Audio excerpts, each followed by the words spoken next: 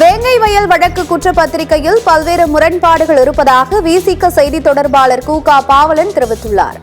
காவலர் முரளி ராஜாவின் பாட்டி கருப்பாயி நேற்று உடல்நலக்குறைவால் உயிரிழந்தார். இவரது இறுதி அஞ்சலிக்கு வெளியூர்களைச் சேர்ந்த நபர்கள் வரக்கூடாது என காவல்துறையினர் தடை விதித்த நிலையில் போராட்டம் நடைபெற்றது. இதைத் தொடர்ந்து துக்க நிகழ்வில் வெளிநபர்கள் பங்கேற்பதற்கு அனுமதி வழங்கப்பட்டது.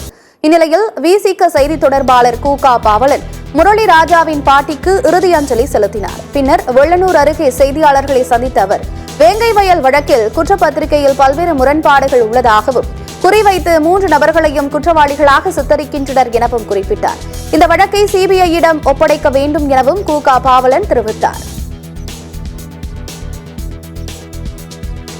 பாதிக்கப்பட்ட மக்கள் சார்பில் இவர்தான் குற்றவாளி என்று அடையாளம் காட்டிய பிறகு அந்த தரப்பில் காவல்துறை விசாரணை நடத்தவில்லை. உள்ளூர் காவல்துறை சார்ந்தவர்கள் விசாரணை நடத்திய போது அதில் நம்பிக்கை இல்லை என்று சிபிசிஐடிக்கு மாற்றப்பட்டது. தற்போது சிபிசிஐடி அந்த வழக்கை எடுத்து விசாரிக்க தொடங்கிய முதல் நாளிலிருந்தே இந்த 3 பேரை குறிவைத்துதான் விசாரணை நடத்தப்பட்டது. முதலில் பிரபாகரன் என்கின்ற தம்பியை குறிவைத்து இந்த குற்றத்தை ஒத்துக்கிற சொல்லி வற்புறுத்தினார்கள்.